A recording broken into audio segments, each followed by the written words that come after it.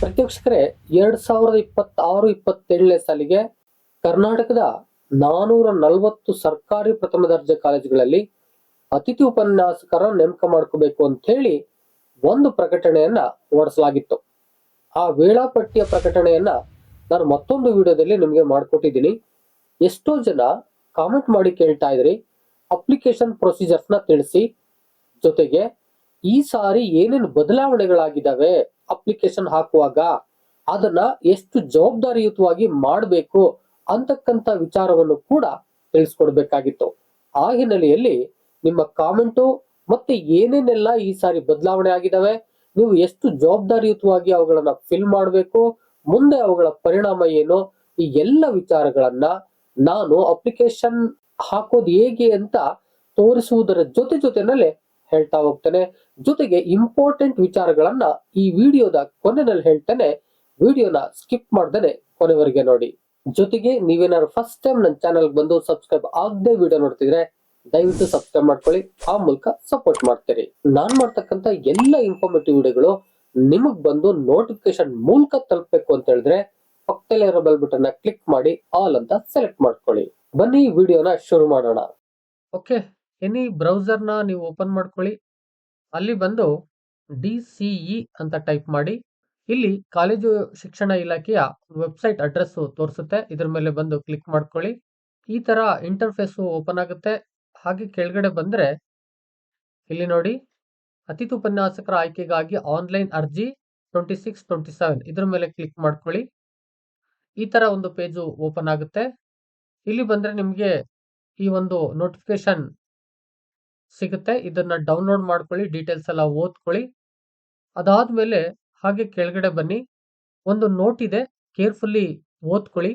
ಯಾರೆಲ್ಲ candidate edit ಮಾಡೋದಕ್ಕೆ ಡಿಫಿಕಲ್ಟಿನ face ಮಾಡ್ತಿದ್ದಾರೆ, ಅದರಲ್ಲೂ ಕೂಡ ಮೊಬೈಲ್ ನಂಬರ್ ಚೇಂಜ್ ಮಾಡೋದಕ್ಕೆ, ಅಪ್ಲಿಕೇಶನ್ ID ಲಾಸ್ ಆಗಿದ್ರೆ, ಈ ತರದಕ್ಕೆ ಯಾರೆಲ್ಲ ಪ್ರಾಬ್ಲಮ್ ಫೇಸ್ ಮಾಡ್ತಿದ್ದಾರೆ ಅವರು ಡೈರೆಕ್ಟ್ ಆಗಿ ಕಮಿಷನರ್ ಆಫೀಸ್ ನ ಭೇಟಿ ಮಾಡಿ ಅಲ್ಲಿಂದ ನೀವು ಆ ಕ್ರೆಡೆನ್ಸಿಯಲ್ ನ ತೆಗೆದುಕೊಂಡು ಚೇಂಜ್ ಮಾಡ್ಲಿಕ್ಕೆ ಸಾಧ್ಯ ಇದೆ. ನೀವು ಭೇಟಿ ಮಾಡಿ ನಿಮ್ಮ ಅಪ್ಲಿಕೇಶನ್ ನ ಎಡಿಟ್ ಮಾಡ್ಕೋಬಹುದು.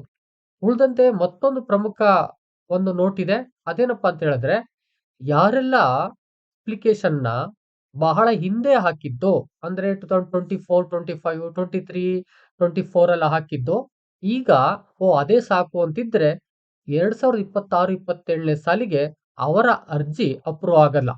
ಆದಿಸೆಂದಾಗಿ ಯಾರೆಲ್ಲ ಅಪ್ಲಿಕೇಶನ್ ಎಡಿಟ್ ಮಾಡ್ತಿದ್ದೀರೋ, ಯಾರೆಲ್ಲ ಹೊಸ ಅರ್ಜಿಯನ್ನ ಹಾಕ್ತಿದ್ದೀರೋ ಅವರೆಲ್ಲರೂ ಕೂಡ ಎಡಿಟ್ ಮಾಡಬೇಕು 2026-27ಕ್ಕೆ, ಹೊಸದಾಗಿ ಅಪ್ಲಿಕೇಶನ್ ಹಾಕಬೇಕು 2026-27ಕ್ಕೆ. ಇದನ್ನ ಕ್ಲಾರಿಟಿ ತಗೊಳ್ಳಿ. ನೀವು ಸುಮ್ಮನೆ ಯಾವುದೋ ವರ್ಷ ಏನಾದ್ರೂ ಅಪ್ಲಿಕೇಶನ್ ಹಾಕಿದ್ದು ಈಗ ಅದೇ ಆಗುತ್ತೆ, ಒಂದು ನೋಟ್ ಇತ್ತಲ್ಲ ಅದ್ರ ಪ್ರಕಾರ ಅಂತ ಹೇಳ್ಕೊಂಡು ಸುಮ್ಮನಿದ್ರೆ ನಿಮ್ಮ ಅಪ್ಲಿಕೇಶನ್ ಈ ಬಾರಿಗೆ ಜನರೇಟ್ ಆಗಲ್ಲ. ಆದಿಸೆಂದಾಗಿ ನೀವು ಒಮ್ಮೆ ಆದ್ರೂ ಅಪ್ಲಿಕೇಶನ್ ನ ರೀಟ್ರೈವ್ ಮಾಡಿ, ಏನಾದ್ರು ಚೇಂಜಸ್ ಇದ್ರೆ ಮಾಡಿ, ಇಲ್ಲ ಅಂತ ಹೇಳಿದ್ರೆ ರೀಸಬ್ಮಿಷನ್ ನ ಮಾಡಬೇಕು. ಆಗ ಮಾತ್ರ ಅಪ್ಲಿಕೇಶನ್ ಈ ವರ್ಷಕ್ಕೆ ಕನ್ಸಿಡರ್ ಆಗುತ್ತೆ. ಇದನ್ನು ಕೂಡ ನೆನ್ಪಿಟ್ಕೊಳ್ಳಿ. ನೆಕ್ಸ್ಟ್ ಬನ್ನಿ, ಯಾರೆಲ್ಲ ಎಡಿಟ್ ಮಾಡಬೇಕು ಅವರು ಇಲ್ಲಿ ಎಡಿಟ್ ಆಪ್ಷನ್ಸ್ಗೆ ಹೋಗ್ಬೇಕು. ಅದರಲ್ಲೂ ಕೂಡ ಸರ್ಕಾರಿ ಪ್ರಥಮ ದರ್ಜೆ ಕಾಲೇಜುಗಳು ಜನರಲ್ ಸಬ್ಜೆಕ್ಟ್ ಯಾರ್ಯಾರು ಇದ್ದೀರೋ ಇಲ್ಲಿ ಅಪ್ಲಿಕೇಶನ್ ಎಡಿಟ್ ಮಾಡಿ. ಯಾರೆಲ್ಲ ಸಂಸ್ಕೃತ ಮತ್ತು ಚಿತ್ರಕಲಾ ಕಾಲೇಜುಗಳಲ್ಲಿ ವರ್ಕ್ ಮಾಡಬೇಕು ಅಂತಿದ್ದೀರೋ ಅವರು ಇಲ್ಲಿ ಎಡಿಟ್ ಮಾಡಿ ಮತ್ತೆ ಅಪ್ಲಿಕೇಶನ್ ನ ಹೊಸದಾಗಿ ಹಾಕಿ. ಸೇಮ್ ಇವರು ಕೂಡ ಹೊಸದಾಗಿ ಹಾಕಿದ್ರೆ ಇಲ್ಲಿ ಫ್ರೆಶ್ ಅಪ್ಲಿಕೇಶನ್ ನ್ಯೂ ಕ್ಯಾಂಡಿಡೇಟ್ ಇದೆಯಲ್ಲ, ಇಲ್ಲಿ ಬಂದು ಅಪ್ಲಿಕೇಶನ್ ನ ಹಾಕಬೇಕು. ಈಗ ನಾನು ಮೊದಲು ಎಡಿಟ್ ಅಪ್ಲಿಕೇಶನ್ಸ್ ಬಗ್ಗೆ ತೋರಿಸ್ಕೊಡ್ತೀನಿ, ಆ ನಂತರದಲ್ಲಿ ನ್ಯೂ ಅಪ್ಲಿಕೇಶನ್ಗೆ ಹೋಗೋಣ. ಇದ್ರ ಮೇಲೆ ಕ್ಲಿಕ್ ಮಾಡ್ಕೊಳ್ಳಿ. ಇಲ್ಲಿ ಎಂಟರ್ ಅಪ್ಲಿಕೇಶನ್ ID ಅಂತ ಕೇಳುತ್ತೆ. ಇಲ್ಲಿ ನೀವು ಲಾಸ್ಟ್ ಇಯರ್ ಏನು ಅಪ್ಲಿಕೇಶನ್ ಹಾಕಿದ್ರು ಆಗ ಒಂದು ID ಬಂದಿರುತ್ತೆ, ಅದನ್ನ ನೀವು ಇಲ್ಲಿ ಹಾಕ್ಬೇಕು. ಅಥವಾ ನೀವೇನಾದ್ರೂ ವರ್ಕ್ ಮಾಡ್ತಾ ಇದ್ರೆ ನಿಮ್ಗೆ ID ಗೊತ್ತಿರುತ್ತೆ, ಅದನ್ನ ಇಲ್ಲಿ ಹಾಕ್ಬೇಕು. ಅಪ್ಲಿಕೇಶನ್ ID ಹಾಕದ್ಮೇಲೆ ರಿಟ್ರೈವ್ ಅಪ್ಲಿಕೇಶನ್ ಮೇಲೆ ಕ್ಲಿಕ್ ಮಾಡಿ ನಿಮ್ಮ ಅಪ್ಲಿಕೇಶನ್ ತೆರೆದುಕೊಳ್ಳುತ್ತೆ. ಇಲ್ಲಿ ಪ್ರತಿಯೊಂದು ಡೀಟೇಲ್ಸ್ ಕೂಡ ಮತ್ತೊಮ್ಮೆ ಚೆಕ್ ಮಾಡ್ಕೊಳ್ಳಿ. ಲಾಸ್ಟ್ ಟೈಮ್ ಹಾಕಿದ್ದೆ ಅದೆಲ್ಲ ಸರಿ ಇತ್ತು ಅಂತ ಸುಮ್ಮನಾಗ್ಬೇಡಿ.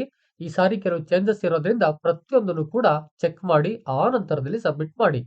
ಈಗ ಮೊಬೈಲ್ ನಂಬರ್ ಚೆಕ್ ಮಾಡ್ಕೊಳ್ಳಿ, ಇಮೇಲ್ ID ಚೆಕ್ ಮಾಡ್ಕೊಳ್ಳಿ, ದೆನ್ 10th ಸ್ಟ್ಯಾಂಡರ್ಡ್ ಡೀಟೇಲ್ಸ್ ಅನ್ನ ಚೆಕ್ ಮಾಡ್ಕೊಳ್ಳಿ, then register number or roll number 10th standard check ಮಾಡ್ಕೊಳ್ಳಿ, ಡೇಟ್ ಆಫ್ ಬರ್ತ್ ಚೆಕ್ ಮಾಡ್ಕೊಳ್ಳಿ, ಅಪ್ಲಿಕೆಂಟ್ ನೇಮು ಕರೆಕ್ಟ್ ಆಗಿ ಚೆಕ್ ಮಾಡ್ಕೊಳ್ಳಿ, Aadhaar number of applicant check ಮಾಡ್ಕೊಳ್ಳಿ, show ಆಗುತ್ತೆ. ನೀವು ನೋಡಿದ್ರೆ ಇಲ್ಲಿ ಒಂದು ಐ ಮಾರ್ಕ್ ಇರುತ್ತಲ್ಲ, ಇದ್ರ ಮೇಲೆ ಕ್ಲಿಕ್ ಮಾಡಿದ್ರೆ ಅದು ಶೋ ಆಗುತ್ತೆ.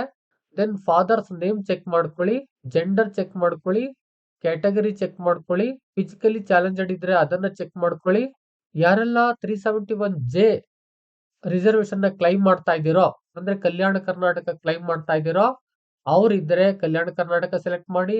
ರೆಸ್ಟ್ ಆಫ್ ಕರ್ನಾಟಕ ಇದ್ರೆ ರೆಸ್ಟ್ ಆಫ್ ಕರ್ನಾಟಕ ಸೆಲೆಕ್ಟ್ ಮಾಡಿ. ಅಂದ್ರೆ ಕಲ್ಯಾಣ ಕರ್ನಾಟಕದವ್ರು ಅಲ್ಲದೆ ಇದ್ರೆ ರೆಸ್ಟ್ ಆಫ್ ಕರ್ನಾಟಕನ ನೀವು ಸೆಲೆಕ್ಟ್ ಮಾಡಬೇಕು.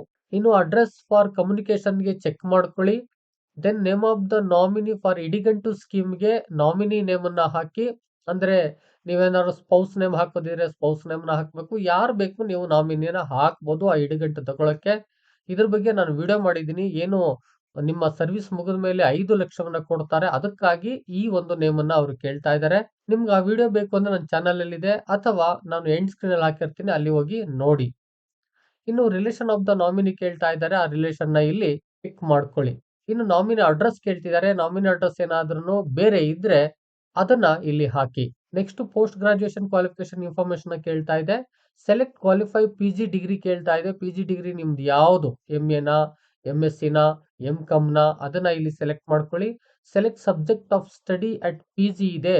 ನೀವು ಇಲ್ಲಿ ಯಾವ ಒಂದು ಕೋರ್ಸ್ ಅನ್ನ ಅಥವಾ PG ಡಿಗ್ರಿ ಸೆಲೆಕ್ಟ್ ಮಾಡ್ತೀರೋ ಅದ್ರ ಮೇಲೆ ಯಾವ್ಯಾವ ಸಬ್ಜೆಕ್ಟ್ ನಿಮ್ಗೆ ಇರುತ್ತೋ ಅದನ್ನ ಇಲ್ಲಿ ಶೋ ಆಗುತ್ತೆ, ನೀವು ಅದನ್ನ ಕ್ಲಿಕ್ ಮಾಡ್ಕೊಳ್ಳಿ. ಇನ್ನು ಸ್ಪೆಷಲೈಸೇಷನ್ ಅಟ್ PG ಅಂತಿದೆ. ನಿಮ್ಗೆ ಏನಾದ್ರು ಸ್ಪೆಷಲೈಸೇಷನ್ ಏನಾದ್ರು ತೆಗೆದುಕೊಂಡಿದ್ರೆ ಇಲ್ಲಿ ಹಾಕ್ಬೇಕು, ಅದು ಶೋ ಆಗಲ್ಲ, ನೀವು ಅದನ್ನ ಮೆನ್ಷನ್ ಮಾಡ್ಬೇಕಿಲ್ಲಿ. Then total marks secured in post graduate course ಅಂತಿದೆ, ಆಲ್ ಇಯರ್ಸ್ ಅಂತ ನೋಡಿ. ಇದು ಹೊಸದಾಗಿ ಜನರೇಟ್ ಆಗಿರ್ತಕ್ಕಂಥದ್ದು. ಆದಿಸೆಂದಾಗಿ ನೀವೇನಾದ್ರೂ ಹಿಂದೆ ಅಪ್ಲಿಕೇಶನ್ ಹಾಕಿದಿ ಅಂತ ಸುಮ್ನಿದ್ರೆ ಸಾಧ್ಯ ಇಲ್ಲ. ಈ ಬಾರಿ ನೀವು ಅಪ್ಲಿಕೇಶನ್ ಹಾಕ್ಬೇಕು. ಇದೆಲ್ಲ ಹೊಸದಾಗಿ ಇರೋದ್ರಿಂದ ಇದನ್ನೆಲ್ಲ ಎಂಟ್ರಿ ಮಾಡ್ಬೇಕು ನೀವು. ಇಲ್ಲಿ ಯಾರಿಗೆಲ್ಲ ಅನ್ವಯ ಆಗುತ್ತೆ ಅಂತಕ್ಕಂಥದ್ದನ್ನ ಇಲ್ಲಿ ಕೊಟ್ಟಿದ್ದಾರೆ. ಯಾರೆಲ್ಲ ಮಾರ್ಕ್ಸ್ ಕಾರ್ಡ್ ಅಲ್ಲಿ ಮಾರ್ಕ್ಸ್ ಇರುತ್ತೋ, ಮಾರ್ಕ್ಸ್ ಕೌಂಟ್ ಆಗುತ್ತೋ ಅವ್ರಿಗೆ ಇದು ಅಪ್ಲೈ ಆಗುತ್ತೆ. ನೋಡಿ, ಇಲ್ಲಿ ಯಾರೆಲ್ಲ CGPA ನಲ್ಲಿ ಇದ್ದಾರೋ ಅವ್ರಿಗೆ ಇದು ಅಪ್ಲೈ ಆಗಲ್ಲ. ಅದಕ್ಕೆ ಹೇಳ್ತಾರೆ not required for those with marks card containing CGPA ಅಂತ ಹೇಳ್ತಾರೆ. CGPA ಅವರು ಇದನ್ನ ಎಂಟ್ರಿ ಮಾಡೋ ಅವಶ್ಯಕತೆ ಇಲ್ಲ, ಓನ್ಲಿ ಪರ್ಸೆಂಟೇಜ್ ಅನ್ನ ಅವರು ಎಂಟ್ರಿ ಮಾಡ್ಬೋದು. ಆದ್ರೆ ಮಾರ್ಕ್ಸ್ ಯಾರೆಲ್ಲ ಸೆಕ್ಯೂರ್ ಮಾಡಿದಾರೋ ಅವ್ರಿಗೆ ಇದು ಅಪ್ಲೈ ಆಗುತ್ತೆ. ಅವರು ಇದನ್ನ ಎಂಟ್ರಿ ಮಾಡ್ಬೇಕು. ಹೇಗೆ ಎಂಟ್ರಿ ಮಾಡ್ಬೇಕು? ಯಾರೆಲ್ಲ ಅವರ 2 ವರ್ಷದಲ್ಲಿ ಮಾರ್ಕ್ಸ್ ನ ಏನ್ ಸೆಕ್ಯೂರ್ ಮಾಡಿದಾರೋ ಅದನ್ನ ಈ ಕಾಲಮ್ ಅಲ್ಲಿ ಅವರು ಹಾಕ್ಬೇಕು. ಅದಕ್ಕೆ ಎಕ್ಸಾಂಪಲ್ ಕೊಡ್ತಾರೆ ನೋಡಿ, ಮಾರ್ಕ್ ಸೆಕ್ಯೂರ್ ಫಸ್ಟ್ ಇಯರ್ ಮತ್ತೆ ಸೆಕೆಂಡ್ ಇಯರ್ ಅದನ್ನ ಟೋಟಲ್ ಮಾಡ್ಕೊಂಡು ಹಾಕಿ ಅಂತಾರೆ. ಇನ್ ದೆನ್ ಮ್ಯಾಕ್ಸಿಮಮ್ ಮಾರ್ಕ್ಸ್ ಅಂತ ಕೇಳ್ತಾರೆ. ಅಂದ್ರೆ ನೀವು ಇದನ್ನ ತೆಗೆದುಕೊಂಡು ಮಾರ್ಕ್ಸ್ ಅನ್ನ ಮೇಲ್ ಹಾಕಿದ್ರೆ ಮ್ಯಾಕ್ಸಿಮಮ್ ಮಾರ್ಕ್ಸ್ ಏನಿದೆ ಅವರು ಎಕ್ಸಾಂಪಲ್ ಕೊಟ್ಬಿಡ್ತಾರೆ. ನಿಮ್ಗೆ ಫಸ್ಟ್ ಇಯರ್ 1000 ಇರುತ್ತೆ, ಸೆಕೆಂಡ್ ಇಯರ್ 1200 ಇದ್ರೆ ಆಗ ಮ್ಯಾಕ್ಸಿಮಮ್ ಮಾರ್ಕ್ಸ್ ಟೋಟಲ್ ಎಷ್ಟಾಯ್ತು? 2200 ಆಯ್ತು. ಅದನ್ನ ಇಲ್ಲಿ ಹಾಕ್ಬೇಕು ಅಂತ ಕೇಳ್ತಾರೆ. ಹಾಗೆ ಇಲ್ಲಿ ಎರಡನ್ನ ಸೆಕ್ಯೂರ್ ಮಾರ್ಕ್ಸ್ ಮತ್ತೆ ಟೋಟಲ್ ಮಾರ್ಕ್ಸ್ ಅನ್ನ ನೀವು ಎಂಟ್ರಿ ಮಾಡಿ. ಅದಾದ್ಮೇಲೆ select year of passing qualifying PG degree ಹೇಳ್ತಾರೆ. PG ಡಿಗ್ರಿ ಪಾಸ್ ಆದಂತ ಇಯರ್ ನ ಹಾಕಕ್ ಹೇಳ್ತಿದ್ದಾರೆ, ಅದನ್ನ ಹಾಕಿ. Then percentage of marks secured in qualifying PG degree aggregate of all semester ಅಂತ ಹೇಳ್ತಾರೆ. ಅಂದ್ರೆ 2 ವರ್ಷದಲ್ಲಿ ನಿಮ್ಮ ಪರ್ಸೆಂಟೇಜ್ ಏನಾಗುತ್ತೋ ಅದನ್ನ ಇಲ್ಲಿ ಅಗ್ರಿಗೇಟ್ ಮಾಡಿ ಹಾಕ್ಬೇಕು. ಜೊತೆಗೆ ಹೇಳ್ತಾರೆ ಡೋಂಟ್ ಎಂಟರ್ CGPA ಅಂತ ಹೇಳ್ತಾರೆ. ಅಂದ್ರೆ ನೀವು CGPA ನ ಹಾಕ್ಬಾರ್ದು. CGPA ಹೇಗಿರುತ್ತೆ? ಅದು 7.8 9.2 ಅಂತ ಇರುತ್ತಲ್ಲ, ಆ ತರ ಹಾಕ್ಬಾರ್ದು. ಅದನ್ನ ಪರ್ಸೆಂಟೇಜ್ಗೆ ಕನ್ವರ್ಟ್ ಮಾಡಿ ಹಾಕೋಬೇಕು. ಅದನ್ನ ನೀವು ಕನ್ವರ್ಟ್ ಮಾಡಿ ಹಾಕೊಳ್ಳಿ. ಜೊತೆಗೆ ಇಲ್ಲೂ ಹೇಳ್ತಾರೆ application fill with CGPA will be rejected ಅಂತಾರೆ. ನೀವು CGPA ಹಾಕಿದ್ರೆ ಅಪ್ಲಿಕೇಶನ್ ರಿಜೆಕ್ಟ್ ಆಗುತ್ತೆ ಎಂಬುದಾಗಿ ಮೆನ್ಷನ್ ಮಾಡಿದ್ದಾರೆ. Next state and university from which PG was awarded ಅಂತಿದೆ. ಈ ಒಂದು ಮಾಹಿತಿನೂ ಕೂಡ ಹೊಸದಾಗಿದೆ. ಆ ದಿಸೆಯಿಂದಾಗಿ ಇದನ್ನು ಕೂಡ ನೀಟಾಗಿ ಸೆಲೆಕ್ಟ್ ಮಾಡ್ಕೊಳ್ಳಿ. ಇದು ಲಾಸ್ಟ್ ಅಪ್ಲಿಕೇಶನ್ಸ್ ಗಳಲ್ಲಿ ಇದೆಲ್ಲ ಇರಲಿಲ್ಲ, ಈಗ ಇದೆ. ಆ ದಿಸೆಯಿಂದಾಗಿ ಇದನ್ನು ಕೂಡ ಸೆಲೆಕ್ಟ್ ಮಾಡ್ಕೊಳ್ಳಿ. ಮೊದಲನೇದಾಗಿ ಸೆಲೆಕ್ಟ್ ಸ್ಟೇಟ್ ಅಂತ ಕೇಳ್ತಾ ಇದೆ, ಸ್ಟೇಟ್ ಅನ್ನ ಸೆಲೆಕ್ಟ್ ಮಾಡ್ಕೊಳ್ಳಿ. ದೆನ್ ಸೆಲೆಕ್ಟ್ ಯೂನಿವರ್ಸಿಟಿ ಅಂತ ಕೇಳ್ತಾ ಇದೆ, ಯೂನಿವರ್ಸಿಟಿನ ಸೆಲೆಕ್ಟ್ ಮಾಡ್ಕೊಳ್ಳಿ. ದೆನ್ ಅಡಿಷನಲ್ ಕ್ವಾಲಿಫಿಕೇಶನ್ ಅಂತ ಕೇಳ್ತಾ ಇದೆ. ಅಡಿಷನಲ್ ಕ್ವಾಲಿಫಿಕೇಶನ್ MPhil ಇದ್ರೆ MPhil ನ ಎಸ್ ಅಂತ ಹಾಕಿ, ಇಲ್ಲದೆ ಇದ್ರೆ ನೋ ಅಂತ ಹಾಕಿ. Next qualification as per UGC ಇದೆ, ಅದಕ್ಕೆ PhD ಇದೆಯಾ ಅಂತ ಕೇಳ್ತಾ ಇದೆ. ಇದ್ರೆ ಎಸ್ ಅಂತ ಹಾಕಿ, ಇಲ್ಲ ನೋ ಅಂತ ಹಾಕಿ. PhD ಸಬ್ಜೆಕ್ಟ್ ಅನ್ನ ಕೇಳ್ತಾ ಇದೆ. ಈಗ ಅದು ಕೂಡ ಹೊಸದಾಗಿ ಬಂದಿದೆ, ನೀವು ಸಬ್ಜೆಕ್ಟ್ ಅನ್ನ ಇಲ್ಲಿ ಹಾಕೊಳ್ಳಿ. Then year of award of PhD ಅಂತಿದೆ, ಆ ಒಂದು ಇಯರ್ ಕೂಡ ಮೆನ್ಷನ್ ಮಾಡ್ಕೊಳ್ಳಿ. ನೋಡಿ ಹೊಸದಾಗಿದೆ, ತುಂಬಾ ಎಲ್ಲವೂ ಕೂಡ ಹೊಸದಾಗಿದೆ.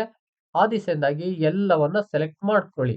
Then state and university from which PhD was awarded ಅಂತಿದೆ, ಅದನ್ನ ಕ್ಲಿಕ್ ಮಾಡ್ಕೊಳ್ಳಿ. ದೆನ್ ಸೆಲೆಕ್ಟ್ ಯೂನಿವರ್ಸಿಟಿ ಅಂತಿದೆ, ಅದನ್ನ ಸೆಲೆಕ್ಟ್ ಮಾಡ್ಕೊಳ್ಳಿ.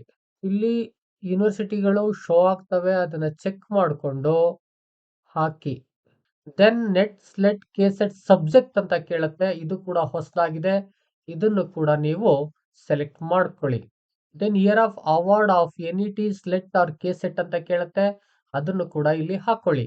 Then type of exam passed ಅಂತಿದೆ, ಇಲ್ಲಿ ಸೆಲೆಕ್ಟ್ ಟೈಪ್ ಆಫ್ ಎಕ್ಸಾಮ್ ಇದೆ, ಇದ್ರ ಮೇಲೆ ಕ್ಲಿಕ್ ಮಾಡ್ಕೊಳ್ಳಿ. ನೀಟು ಸ್ಲೆಟ್ ಕೆಸೆಟ್ ಅಂತಿದೆ, ಇದರಲ್ಲಿ ಯಾವುದು ಅದನ್ನ ನೀವು ಸೆಲೆಕ್ಟ್ ಮಾಡ್ಕೊಳ್ಳಿ.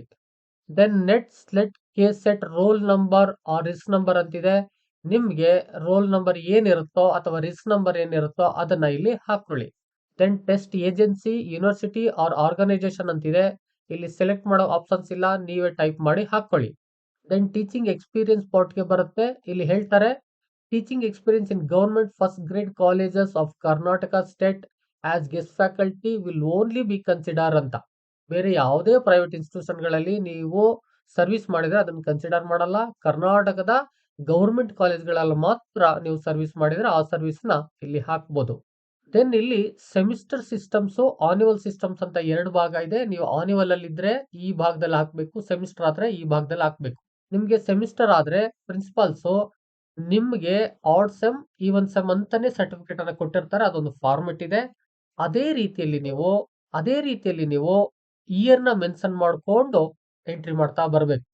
ಈಗ ಎಕ್ಸಾಂಪಲ್ ನೀವೇನಾದ್ರು 2025-26 ಏನಾದ್ರೂ ವರ್ಕ್ ಮಾಡಿದ್ರೆ ಇಲ್ಲಿ 2025-26 ಅಂತ ಇಯರ್ ನ ಸೆಲೆಕ್ಟ್ ಮಾಡ್ಕೋಬೇಕು. Number of months worked odd semester ಅಂತಿದೆ, ಮಂತ್ ನ ಫಸ್ಟ್ ಕಾಲಮ್ ಮೇಲೆ ಹಾಕ್ಬೇಕು, ನೆಕ್ಸ್ಟ್ ಡೇಸ್ ನ ಸೆಕೆಂಡ್ ಕಾಲಮ್ ಮೇಲೆ ಹಾಕ್ಬೇಕು. ಅದೇ ರೀತಿ ಈ ಒಂದು ಸೆಮಿಸ್ಟರ್ ಅಲ್ಲಿ ಮಂತ್ ನ ಫಸ್ಟ್ ಕಾಲಮ್ ಮೇಲೆ ಹಾಕ್ಬೇಕು, ಡೇಸ್ ನ ಸೆಕೆಂಡ್ ಕಾಲಮ್ ಅಲ್ಲಿ ಹಾಕ್ಬೇಕು. ಇದೇ ರೀತಿ ಪ್ರತಿ ವರ್ಷವನ್ನ ಸೆಲೆಕ್ಟ್ ಮಾಡಿಕೊಂಡು ನೀವು ಎಲ್ಲಿವರೆಗೆ ವರ್ಕ್ ಮಾಡಿದ್ದೀರೋ, ಯಾವ ವರ್ಷ ವರ್ಕ್ ಮಾಡಿದ್ದೀರೋ ಅಷ್ಟನ್ನು ಕೂಡ ಇಲ್ಲಿ ಹಾಕ್ಬೇಕು. ಇನ್ನು ಆನ್ಯುವಲ್ ಸಿಸ್ಟಮ್ಸ್ ಬಂದ್ರೆ ಸ್ವಲ್ಪ ಚೇಂಜ್ ಆಗುತ್ತೆ.